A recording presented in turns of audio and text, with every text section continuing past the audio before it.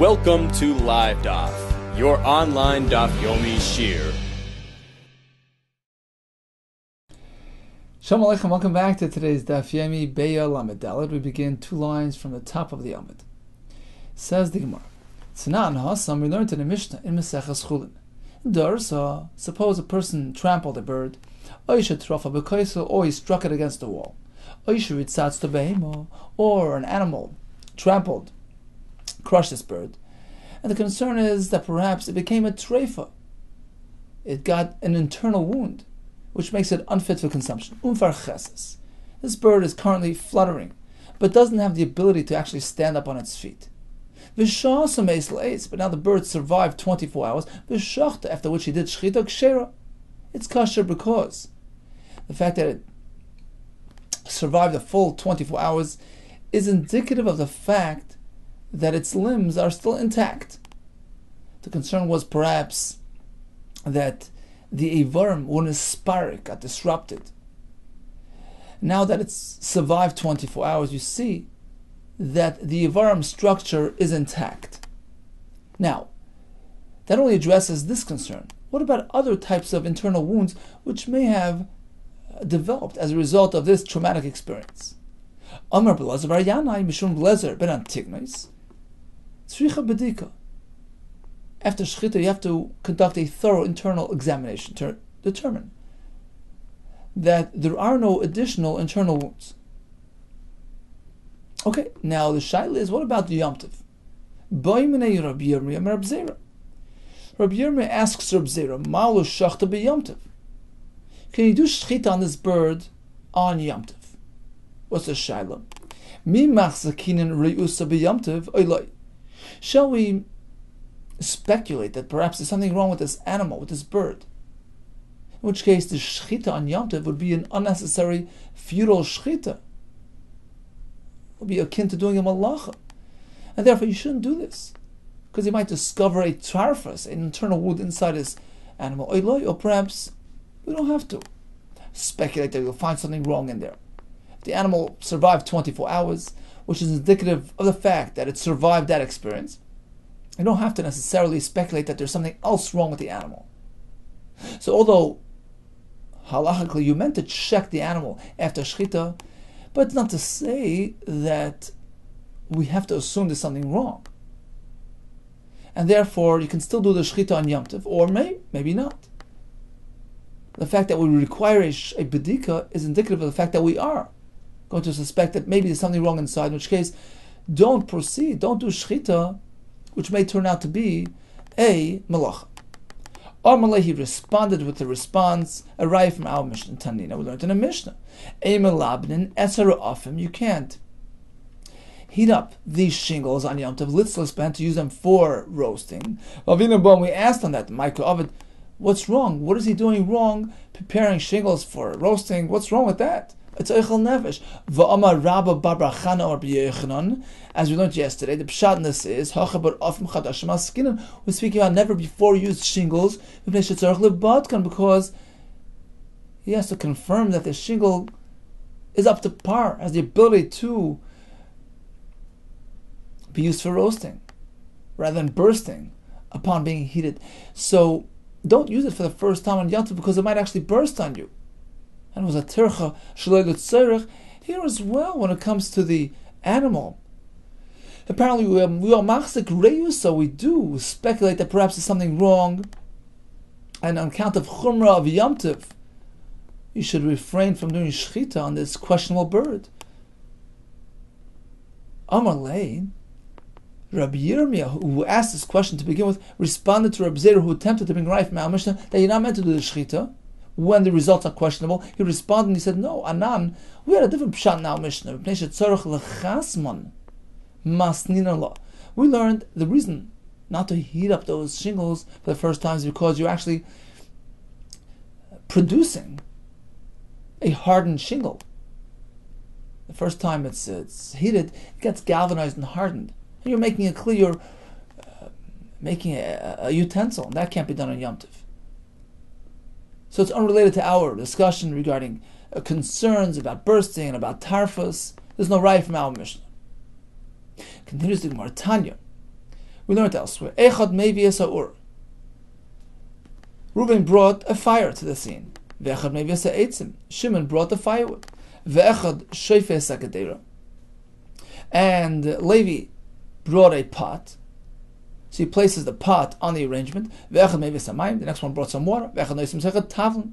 The other fellow put some spices inside the pot. Ve'echad megis. And the last one mixed it all up. Kulan chayavin. They all did a malacha. On Shabbos, they all need a chatos. That's one brisa. But Tani, we have another brisa which says achron chayv on the last one. In this arrangement, there's chayv chatos. Only he did a malacha b'kulam turn. Everybody else is exempt. How do you reconcile this stira? Are they all equally responsible, or is it only the last one? The kasha, the answer is depends on what sequence this took place. Hada aisi urmi ikara. The brisa which says that all are equally responsible, they all share the burden of speaking when the first fellow brought the fire. And then came the fire. And then came the firewood, which was now kindled by that fire. So he did a malacha of lighting a fire, lighting the wood. The next fellow bought the pot, the next fellow bought the water, the seasoning, they all did bishul. So they're all equally responsible. The other brayta which says that only the last one is chayiv, the aisi urla b'soif. The fire was brought last. So technically, only he did the malacha. Until then, it was clean, dry, cold. There was nothing going on. He brought the fire. He did the malacha of mavashal, etc. Okay, let's analyze this halacha. So in the case where the fire was brought first, I understand why everybody did something wrong. The fellow brought the fire, he kindled the fire. The one that contributed the firewood, well, he lit the firewood. He did a malach of havara, which is asur on Yom Tov. The fellow that brought the water, he cooked. Seasoning cooked, mixing cooks. I understand why everybody's chayiv. They all did a ma'isa. Kulu ka'avdi ma'isa. Elashevis is hagedera. What about the fellow that brought the pot? What did he do? Ma'ika avet. What kind of malacha did he do by bringing a pot to the scene? Omar Shimon Lakish. You know what happened? Hacha b'kedera chadosh askinan. He brought a never before used pot, brand new. Umishum libun ra'afim nagu ba. The same concern that applies to heating up those shingles, those never before used shingles, because you're hardening and galvanizing them and producing them into ready-made shingles. Here as well, a brand new pot, never before used. He's heating it up for the first time. By doing so, he galvanizes it, hardens it, and makes it ready for future use. That in itself is a malacha. A malacha of makib pata. She's producing a utensil. Tanar Rabbanan, we learned in a brayse. Tanar v'kiraim chadashim. You have an oven, a stove, brand new. Rashi says certainly used utensils. These things are really kalim. You see, they were shaped like large pots, and then they were positioned on the ground, perhaps cemented into the ground. So these tanar v'kiraim, these are really portable kalim. They're considered kalim, and if you need them, you can move them around, because Rashi says the chazi lemeisa begavayu, you can actually use them as containers. Aval ein sachan oisam. This is on Shabbos or even Yom Tov. Ein sachan oisam shemen. You can't smear them with, can't coat them with oil to smooth their surface. Vein tashan oisam matlis. Nor can you sand them using a piece of material. Vein mefigin oisam betzoinen kedel chasman. Suppose you heat them up, then you douse cold water on it. Mefigin oisam betzoinen. You cool them off with a sudden gush of cold water, kedel chasman, which creates a galvanizing effect. So even on Yom Tov, you can't do this because you're not allowed to produce, you're not allowed to create, repair fixed kalim. But let's say he's dousing it with cold water simply to cool it off. It's too hot for his purposes. So the point is simply to enable it for baking. Harizamuto, you can do that on Yom Tov. It's part of the baking process. And the Mepharshim say it isn't necessarily going to galvanize the kli. It's not as it doesn't have that obvious immediate effect like the galvanizing process we discussed earlier. Therefore, if it's for the sake of afiyah, it's mutter. Tanar Rabbanan, we learned further. On Yom Tov, we are allowed to be moilginas haroish, doused with hot water. the head of the animal to singe the hair, and likewise the legs to clean up the hair. You can singe them using fire as well. Aval. You can't remove this hair using some sort of clay material, or earth, plaster. Because that's the way they used to, that's the material they used to process the skin, the hide. It looks like he's doing a malacha, and therefore he's not meant to do it the way a craftsman does it. You can pour hot water, singe it with fire, but not using these substances.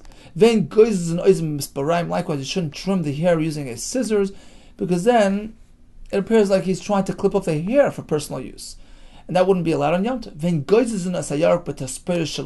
You're meant to trim the leaves off a vegetable using the scissors, the tasperis shaloi, the one that's employed in when they chop the vegetable off the ground, because it appears like he did that on Yom Tov. So don't use that same scissors to trim the vegetables. Aval mesaknen esakundos vesachbios. Kundus and achbios are two types of greens or vegetables which require a lot of effort to get them ready for consumption. But you can do that, you can prepare it, whatever it takes. L'tzorech Yom Tov umasikin v'oifen. You can heat up and bake bipurni, even in a super large size oven. Rashi says, we're not concerned about extra tircha. He has lots of guests, he can fill up the oven, no problem. Muchaman chaman ba'antiki. Likewise, you can heat water using this antiki type of urn, although it retains its heat pretty long, and perhaps it would appear like he's trying to heat up for future use, for weekday use as well. No problem, use this antiki. Ve'ein, however, you're not meant to be oifen, bake with puni chadash and a new large oven, shematifachis, because it might actually crumble on you. So it's the first time using it, don't take a chance. Rather go to the small oven, which is more safe and secure. You shouldn't blow with a blower, which is something of a tool that is used by the umnim, the craftsmen. But you can blow into your flame to get it going using a sheferes, a pipe, a cylinder, which is not necessarily a professional tool. Nor can you repair a spit which is damaged, nor can you sharpen its tip. And Rashi says, evidently, we're not going the Fishita as Rabbi Yehuda, who allows malacha even for machshirei echel nefesh. In this case, we're following the Rabban, who don't allow that type of malacha unless it's directly for food preparation, as opposed to fixing the tool, which is sort of two steps away from the actual food preparation. Likewise, you can't break apart a reed to use the fragments as a coat which you put beneath the maliach, the salted fish being roasted, so like a baking paper. You're not meant to crack up a kana for that purpose. I'm a fatzanas egois, but matlas. But you can go ahead and crack an egois, a walnut lying wrapped within a material. So you crack the material and you splatter you crack the egois within, and that prevents it from splattering. Without any concern that perhaps the material will tear in the process, because that's not what he's trying to do. It's not miskaven. He's not trying to tear it to enable sewing, so it's not a malacha, and therefore there's no concern. So what did we learn? We learned about a bird which was traumatized, it was trampled, and if it survived 24 hours, you can do shchita, but you meant to do bedika to ascertain that there are no internal wounds. Regarding Yom Tov, we left it unresolved. A new pot on the fire is considered an act of malacha. You're galvanizing the kedera. Likewise, not meant to fix up, repair the oven, nor engage in preparing food in a tzura of malacha. And now comes a Mishnah. Void or Rabbi Lezer. Here we have another halacha in the name of Rabbi Lezer. This is in addition to the Rabbi Lezer that we had yesterday. Aymed Adam ala Muktzah. Muktzah was an area which featured drying fruits. It's a layout, the figs, etc. on this area. On this Muktzah. It was called Muktzah because it was set aside during the drying process. So we have some fruit sitting out there, and Rashi points out, we're speaking that the fruit is somewhat edible. It's in the process of drying, so it's a bit edible. Some would eat it, some wouldn't. In order to reserve, to be meichen this material for Yom Tov, to avoid muktzah, you have to reserve it. You have to show, you have to indicate that I want to use this on Yom Tov, despite the fact that it's not yet fully processed. How do you go about reserving? We have a machlekes. According to Rabbi Lezer, it's as follows. Erev Shabbos b'shvius. So it's Erev Shabbos. It's the 7th year, Shemitah, where there's no chiv of Truma Maser. So although this supply of fruit was still tevel, there was no Truma Maser separated, but on Shemitah there is no chiv of Truma Maser. So he'll have no concern eating it on Shabbos. But to avoid muktzah, he has to get up and say, look, v'oimer, and I'll say, tomorrow I'm going to draw from this supply, I'm going to eat from here. And he's going to be soymech on tomorrow. Yesh breira, you can verify tomorrow what he had in mind yesterday. So a general declaration is enough to enable to reserve this fruit for tomorrow's use. You have to be more specific. He has to make a siman. And say mikana ve'adkan, from here till here. So two things they are disagreeing with. Number one, you have to actually make the siman, some sort of indicator in the fruit itself, put down a sign, put down some sort of siman, and you have to be specific. From here to here, that's what I'm going to use tomorrow, and that reserves it for tomorrow's use, removes any muktzah. Tanan Hasim, we're going to the Mishnah Maseches Masters. Tinoikis, youngsters, should tamru te'enim erev Shabbos. They set aside some figs before Shabbos, reserving it for tomorrow for Shabbos use. But they forgot to take off Maser before Shabbos. You can't eat that fruit on Shabbos, and even on Motzei Shabbos. Even after Shabbos, they can't eat this fruit, Elam Keit Isru, until they separate the Truma and Maser.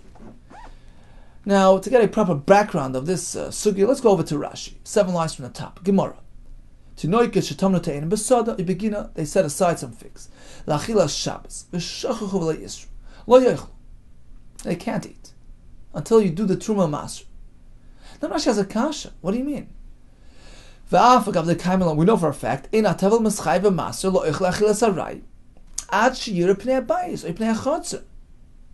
see, in order to have a chiv of Truma Maser,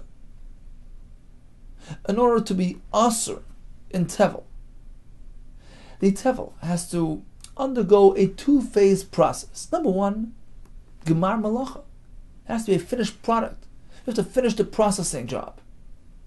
So that's on account of the item. It has to be a fully processed item. Number two, it has to be introduced to domestic use. You have to bring it home onto your chatzor,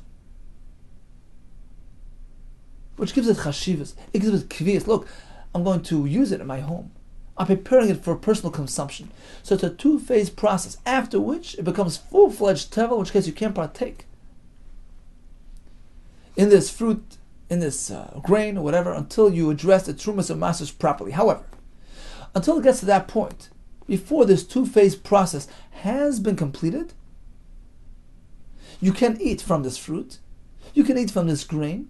Now, in Torah, you're free to eat anything. In the Rabbanon, only in achilas aray, a temporary snack meal is allowed, but not in achilas kva.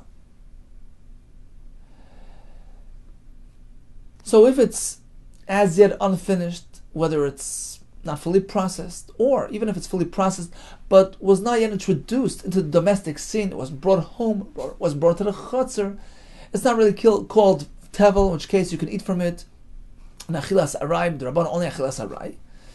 Whereas once it turns into full-fledged tevel, it was fully processed and introduced to the domestic scene, it's considered tevel and is off limits. So now getting back to this Mishnah, Rashi has a kasha. They set aside some of these figs. Okay. But it was not brought home. It was not introduced into the bias. So why do you have to treat it as tevel? Let's go back a bit in Rashi. And we know for a fact, the only time tevel becomes asur for achila is achi or pnei habayis until it faces the home, or pnei hachatzer or the chatzer. But metzia b'asechas hapoilim. Answers Rashi. You know why it's usher in this case? Achilas Shabbos chashuva. Whatever a person eats on Shabbos has extra significance, extra prominence. V'arai shala harehu kva. We said a minute ago that even if it's as yet unfinished, you're restricted somewhat. You can have an achilas harai, but with the Rabbanon, only an achilas harai is mutar ben achilas kva. Well, guess what? A snack on Shabbos is like a set meal. It has added chashivas, and therefore it's also b'achila. In this case, this supply of figs was set aside for Shabbos use. That gives it chashivas. It's a Shabbos food. So not only can't it be eaten on Shabbos itself, because anything you eat on Shabbos has chashivas, even post Shabbos. These fruit are also because it has a title. It has a chashivas. It has a shame, achilas Shabbos. Why did the Mishnah specifically mention tinoikas, youngsters? It's actually a great chiddush. The Mishnah is telling us, typically, we don't really reckon with the intention, the machshava of children, but if they do something which indicates as such, they did a masa, they did an act which indicates, which demonstrates their intention, that masa has chashivas lahalocha. Okay. Typically, figs are considered finished product, unless he intends on processing them further, to dry them, etc. So here we're speaking about figs, which were set aside for Shabbos use, and we learn from here, a finished product, Shabbos kivas lamasa, beloirias pnei habayis. Shabbos substitutes for the home. So the fact that Shabbos arrives, that gives it kvias, even though it's still out in the field. Now the question remains, what about the figs were not yet finished? Let's say he still has plans for them. I'm going to dry them. So we treat it as a davar shelo nigmar malachta, and Shabbos arrives. That's a good shaila. How powerful is this Shabbos element? At this point, we have not yet heard. We can't conclude ikava or lekava. Will Shabbos grant kvius, grant permanence, chashivas, significance to an item which is unfinished? Can Shabbos sort of upgrade it 2 steps, account for lack of processing and also lack of the domestic scene? Can Shabbos substitute for both, or do we say Shabbos is only effective if the fruit is fully finished? It just wasn't brought home. It doesn't have that designation. Well, Shabbos can substitute for that.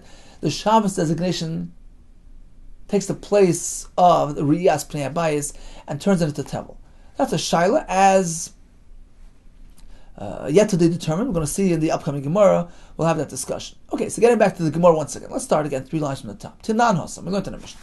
Tinoik is shetamno te'enu me'erev Shabbos. So youngsters, and Rashi says the chiddush was that even Tinoikas have the ability to change the status, to turn it into tevel, because they did it a masa, they were matman, they hid it, they buried it, they set it aside, whatever it is, they reserved it a masa for Shabbos, shetamno te'enu me'erev Shabbos, v'shachachu v'lo isru, and they forgot to do maser. Shabbos gives it chashivas, gives it kviyus, and therefore it becomes tevel. L'moitzei Shabbos, la yoichu el mkein isru, so it's asur b'achila on Shabbos, and even on moitzei Shabbos, because these figs had been designated as a Shabbos food, and therefore it has chashivas, it has kviyus, and it's considered tevel. Utananam. We learned likewise in a different Mishnah, pertaining to a slightly different case. Hamara te'ina b'chatzera. This fellow transported some figs into his chatzir, liktzois, and with the intention of turning it into dried figs. So we have figs which are unfinished. Loid nigmar malachtan. But it's in a chatzir. Rashi explained first that a chatzir is like a home. Bringing a finished product into a home completes the 2-phase tevel process, becomes full-fledged tevel.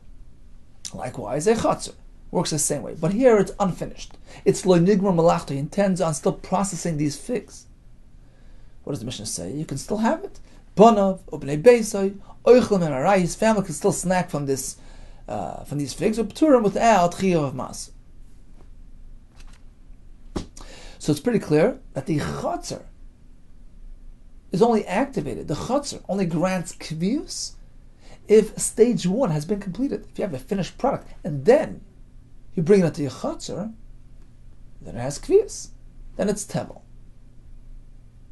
When both elements are met, when both conditions are fulfilled, the Chayfetz is Nigmar, a full-fledged product, and it's in the right setting, it's in the Chatzar, the Bais, designated and prepared for personal use, then it's called Tevel. But if the figs were not yet fully processed, such as in this case, he plans on processing them further, despite the fact that they're sitting in the Chatzar, they're not yet Tevel. He can snack from them.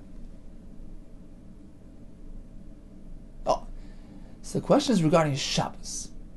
And Rashi alluded to this before. Now comes a Shaila. Rav asks Rav Nachman, what about Shabbos? How strong is the power of Shabbos regarding giving significance, giving chashivas, giving prominence to produce?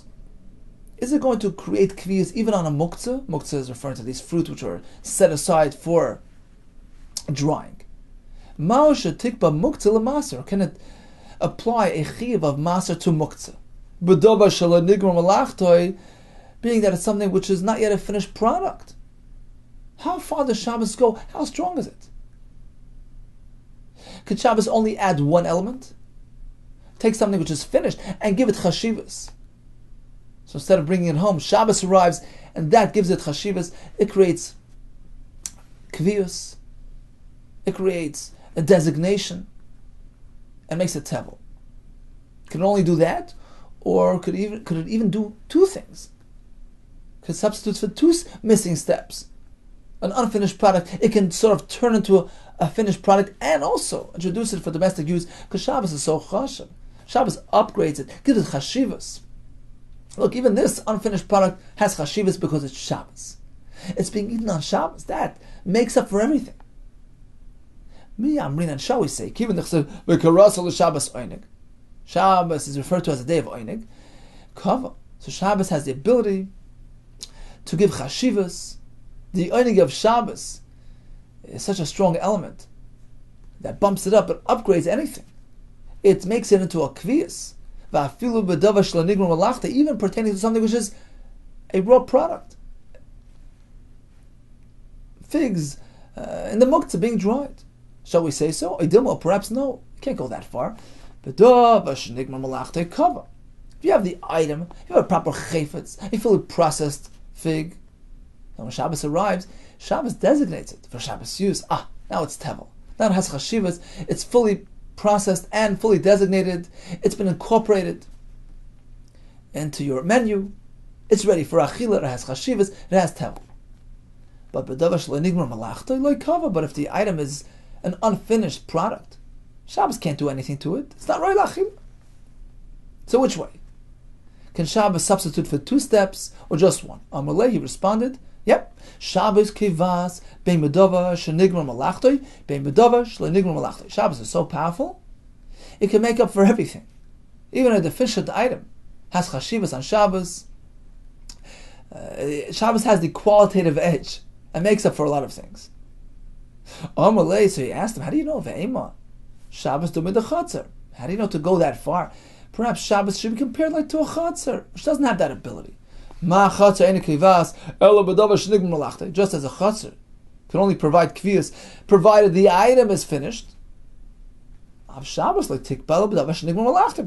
likewise can only add kviyas if you have something to work with. You're just lacking the re'iyas pnei habayis. You haven't brought it home. You haven't brought it to the chatzar. Okay, so you need that designation. Fine, so Shabbos makes up for that. Once it's designated for Shabbos use, it's called chashiv. It's ready la'achila. It has tevel. But who says it can go a step further and actually make up for lack of gemar malach? Amalei, he responded, limud aruch b'yodenu.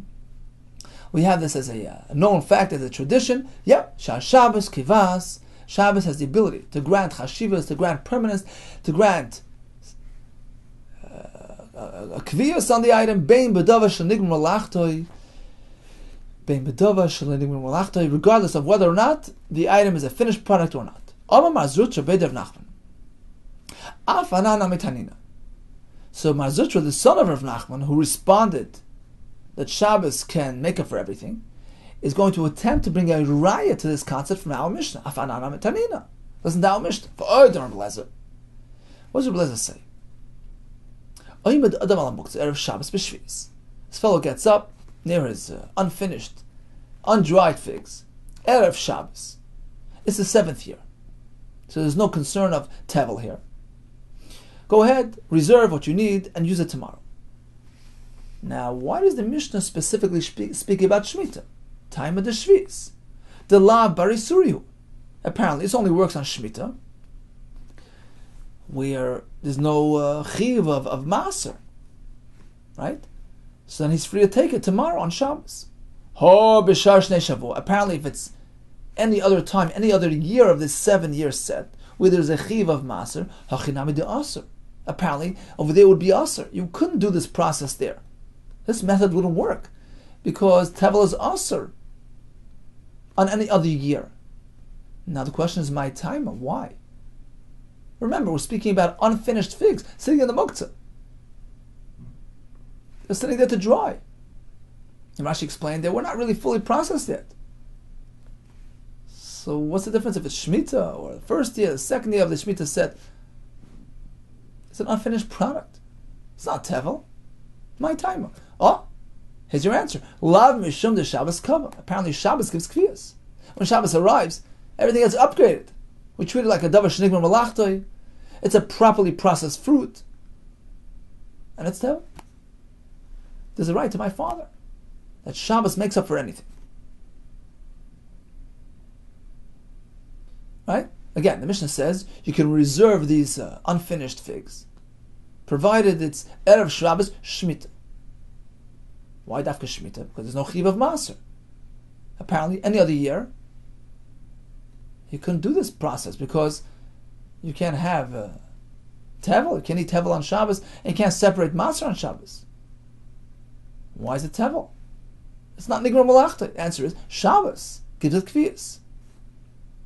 So you see that Shabbos can benefit even something which is loy nigmar malachta, such as these unfinished figs. Loy, says the Gemara, not necessarily. Perhaps it's not Shabbos that's giving it the chiv of tevel. What then? Shani Hasam. It's different there. Why?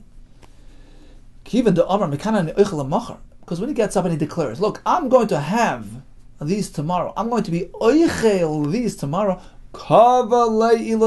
He has established himself with these figs, meaning the fact that he's reserving them la'achila, that itself gives it chashivas. Rashi on the first wide line, very wide line, says, Shani Hasam di'iu achshava b'dibur. Look, he himself gives the chashivas by his expression. Shekara achila. He called it achila. He related to these figs as things which are roy la'achila. That in itself gives the chashivas. And listen to this, even though it's not yet a fully processed fig, so what? He regards it as a fully processed item. For me, it's enough. I'm calling it a machal, a proper food, and that makes it tevel and it's chayv and maser. It's not because of Shabbos. It's because his declaration gave it a din of eichel. So on Shemitah, there's no concern because there's no dinim of maser. Go ahead and have it on Shabbos. But any other time, it's tevel. Ihachi says that, well, if that's the case, the reason why it's tevel is by way of his expression, Ma'ir Shabbos. So what's the point of mentioning Shabbos? Why mention the Shabbos ingredient in the picture? Afil b'chol nami. The same halacha would apply during the weekday. His declaration upgrades the item and gives it a chiv of tevel. Says the more you're right. The reason why the Mishnah mentioned Shabbos was to teach us another halacha, another kula, a side point regarding muktzah. Kamash Malon, the Mishnah is simply trying to tell us that tevel muchanu etzel Shabbos. You see, you would think that perhaps since tevel is also bachila, and there's really no way to make it mutar b'achila on Shabbos. This is the Rabbanon, to separate Truma Maser on Shabbos. And therefore, perhaps, Tevel would be muktzah on Shabbos. Suppose somebody was over. He did the Truma Maser on Shabbos. Whether b'shoigi, b'mezid, what happens then? Can you have this fruit? Can you have these figs? Perhaps you would say no, because it's muktzah. Coming into Shabbos was Tevel. There's an isser of separating Truma Maser, which is standing between you and the Tevel, and the fruit. It's muktzah machmas isser, and therefore, even if somehow it got corrected, it became non-Tevel on Shabbos, by way of hafrasha, perhaps it remains muktzah. It's unprepared. It's not reserved for this use. Says the Mishnah, no. Kamash Malon, the fact that the Mishnah mentions the word Shabbos here indicates to us that even if it's Tevel going into Shabbos, it's Muchanu Etzel Shabbos. It's considered prepared for Shabbos use, which means Shim Avar V'Sikrim Metukan. If somebody went ahead and was Oiver and did the Truma Maser Mesukim, then the Tevel becomes Mutar B'Achila, and we're not concerned about any muksa concerns. Why? Says Rashi, because it's only an Issa D'Rabbanan standing between you and the figs, and that's not chomer enough, not severe enough of an Isser to make the figs mukta.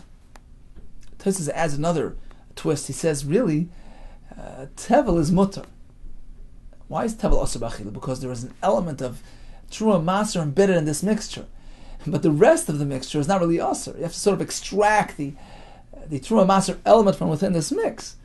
So, technically speaking, you can't say the entire food supply here is asur, is muktzah. As soon as you separate the Truma Maser from within it, the rest is mutar as is. So it's only Issa D'Rabbanan, and really, technically, it's not an Issa which applies throughout the entire supply.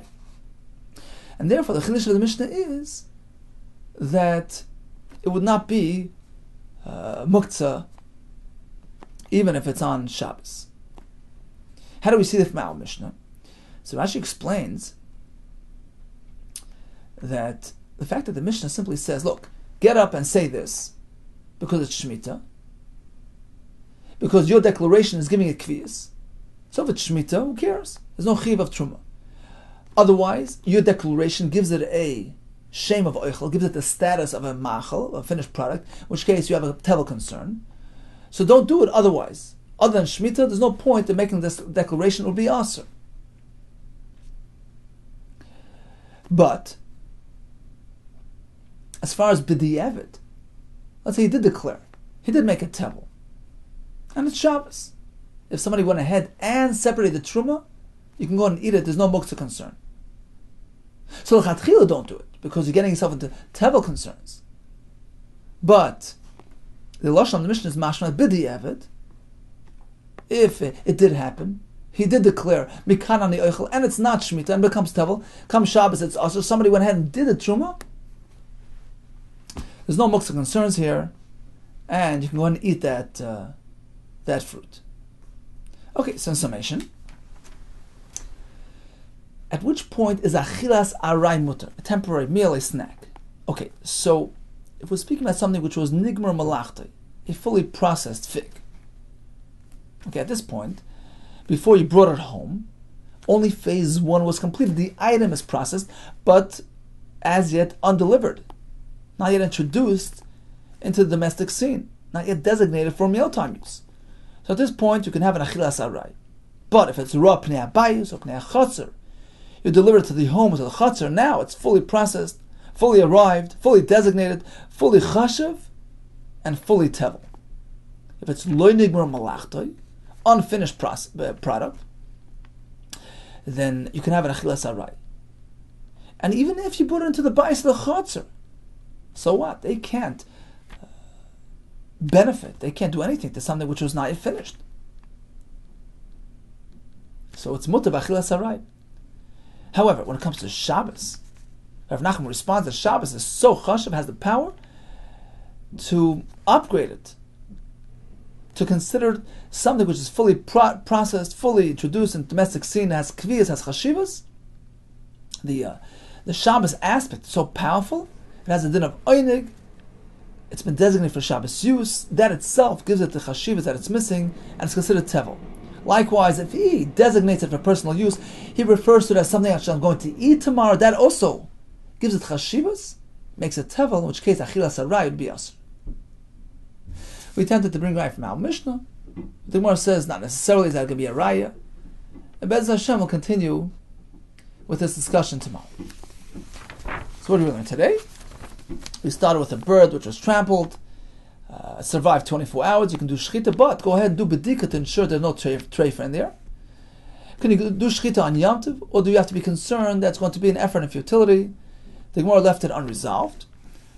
You're not meant to galvanize shingles or new pots on Yom Tov. You can't fix the oven. You shouldn't even use tools when processing vegetables.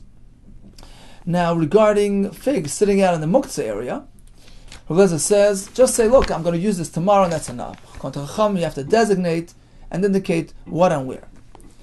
And we discussed the concept of tevel, which requires basically a double-phased process. You have to complete the product, and bring it into the home or the chatzar. We learned about the chashivas of Shabbos, v'karasel Shabbos oinig, that has the ability to give added chashivas, in which case the item is not considered tevel and is asur b'achila until you remove the trumas and the masros. Kol tov to you and much, much hatzlacha.